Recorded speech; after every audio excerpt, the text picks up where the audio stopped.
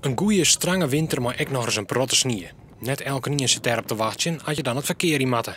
Maar met een paar goeie winterbannen is dat vanzelfs geen enkel probleem.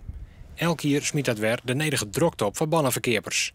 Maar nou net. Nou, het is rustig met de winterban. Het is natuurlijk, ik zeg nooit waar, het is een gratis tolvertrekje de hele tijd. Dus ja, er is net je sneeuwvlakje, helemaal niks. En het lijkt er net op dat dat de komende week een oors wordt. De laatste winter dat er massaal winterbannen verkocht waren, is alweer 4 wielen. Zo'n tijd bleven de meeste winterbannen op de planken liggen. Het is dreig om ze dan weer onder de man te brengen. Ban zit toch een iertal in van wanneer dat ze maken binnen.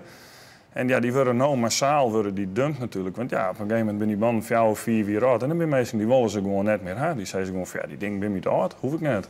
Na je technieken zorg je ervoor dat de winterbaan nevens gewoon experts met kwart een heel dal verdwijnen zal.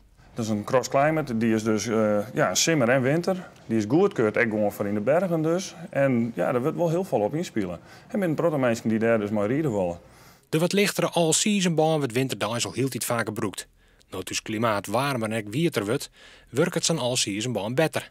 En dat kan er samen voor zorgen dat de winterbaan van nou aan definitief op een planken liggen blijft.